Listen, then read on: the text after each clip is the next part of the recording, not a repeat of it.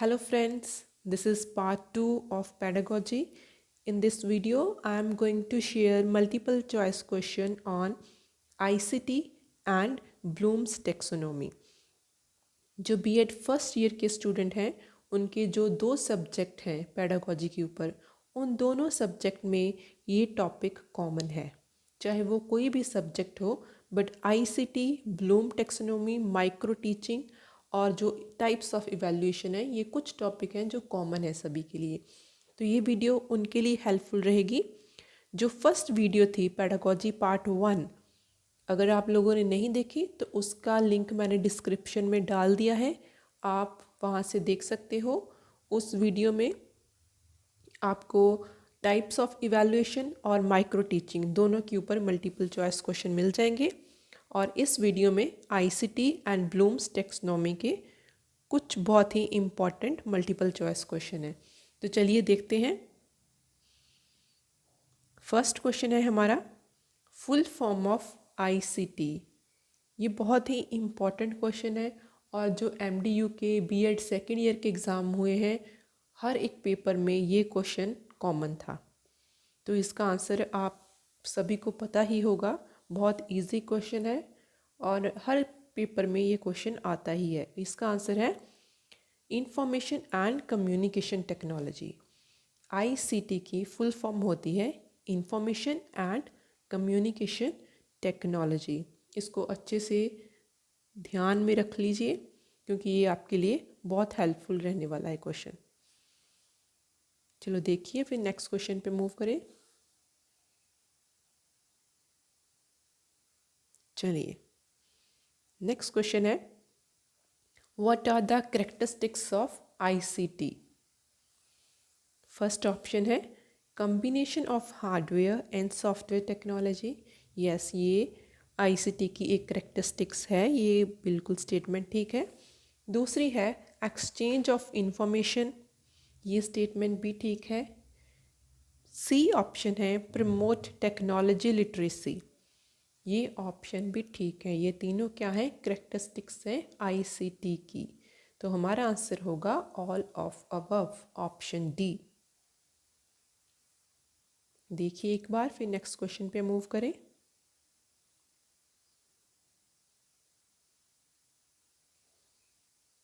चलिए, question number 3,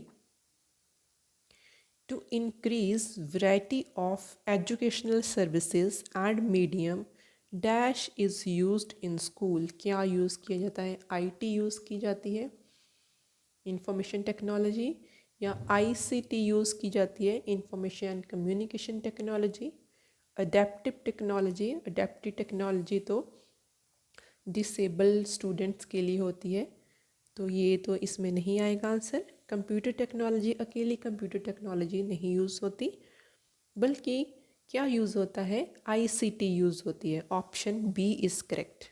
information and communication technology is used to increase the variety of educational services. चलिए next question पे अब move करते हैं। क्वेश्चन नंबर 3, ये क्वेश्चन भी इम्पॉर्टेंट है। मेजर ड्रॉबैक ऑफ आईसीटी, क्या मेजर ड्रॉबैक है। This contribute a large percentage of school budget, act as a assisting tool.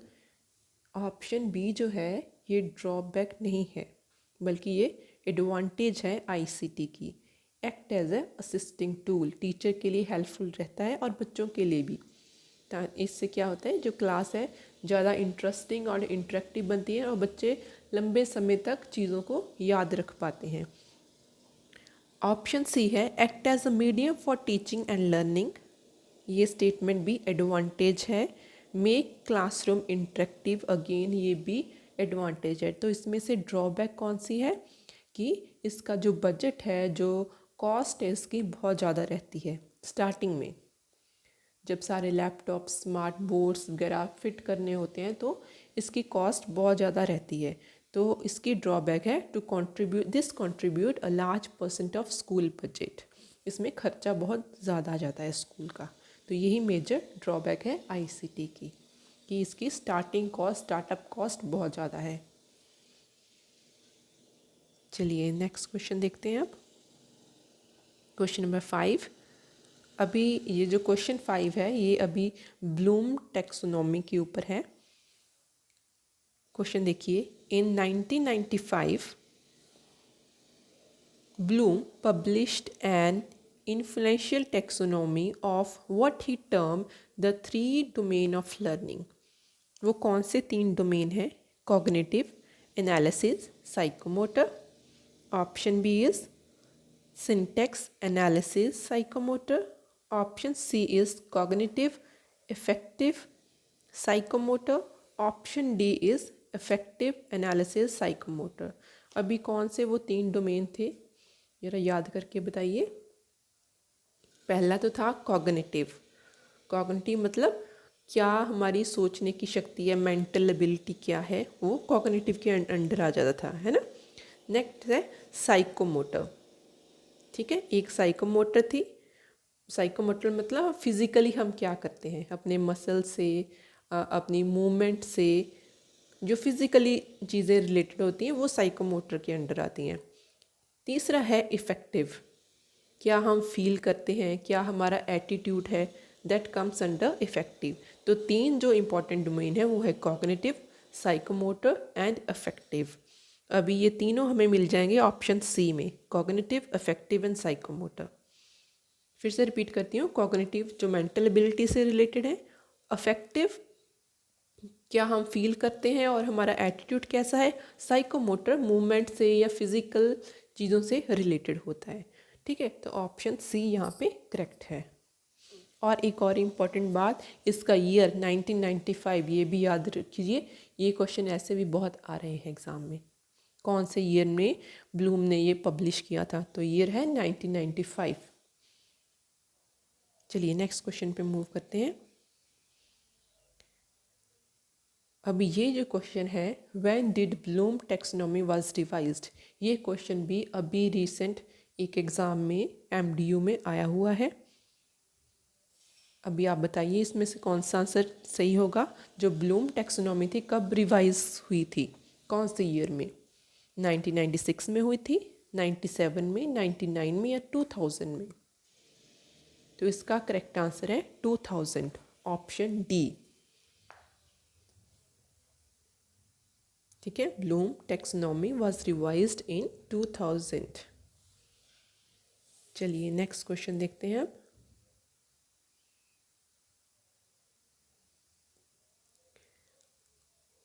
Again very important question, who revise the Bloom taxonomy? किसने revise की थी? पियाजे ने revise की थी, David ने revise की थी, लॉरेन ने रिवाइज की थी, या बोथ बी और सी? डेविड और लॉरेन दोनों ने की थी। जरा सोचिए और क्या होगा इसका आंसर। इसका आंसर है डी, बोथ बी एंड सी। ठीक है, जो लॉरेन जो थे वो ब्लूम के ही एक स्टूडेंट थे, पुराने स्टूडेंट थे। ठीक है, Lauren was a former student of Bloom. और जो डेविड थे वो क्या थे, रिसर्च पार्टनर थे ब्लूम के साथ। ठीक है, एक उनके स्टूडेंट थे और एक जो डेविड थे वो उनके पार्टनर थे। दोनों ने मिलके ब्लूम जो टैक्सोनॉमी थी उसको रिवाइज किया था। ठीक है, तो इसका आंसर है B and C, both. Option D is correct. चलिए नेक्स्ट क्वेश्चन पे मूव करें अब। Question number 8, in revised Bloom taxonomy create is placed instead of, जो क्रिएट है वो किसकी जगह पे रखा गया था? Option B have analyse, evaluation, comprehension, demonstration. जो ऑप्शन डी है डेमोस्ट्रेशन तो आपको कहीं भी नहीं मिलेगा, है ना। तो कॉम्प्रिहेंशन जो है वो दूसरे नंबर पे आता है, पहले नॉलेज उसके बाद कॉम्प्रिहेंशन या अंडरस्टैंड। जो रिवाइज में था अंडरस्टैंड था, और जो ओरिजिनल थी उसमें क्या था, कॉम्प्रिहेंशन था, राइट। तो नेक्स्ट है फर्स्ट ऑप्शन है एनालाइज। तो एनालाइज तो ऊपर से अगर देखें तीसरे नंबर पे आता है ना। तो ये भी नहीं होगा। बचा इवैल्यूएशन, तो हमारा आंसर यही है, इवैल्यूएशन। ठीक है, जो ओरिजिनल थी उसमें टॉप पे इवैल्यूएशन था और जो रिवाइज की थी उसके टॉप पे क्रिएट था। ठीक है, जो रिवाइज है उसके टॉप पे क्रिएट है, क्रिएट के नीचे इवैल्यूएशन है, और जो पुरानी थी उसमें इवैल्यूएशन सबसे ऊपर था और दूसरे नंबर पे था, इवैल्यूएशन के नीचे था सिंथेसाइज, और सिंथेसाइज के नीचे एनालिसिस था। ठीक है, तो क्रिएट जो था उसने रिप्लेस किया था किसको, इवैल्यूएशन को। तो आंसर है हमारा ऑप्शन बी।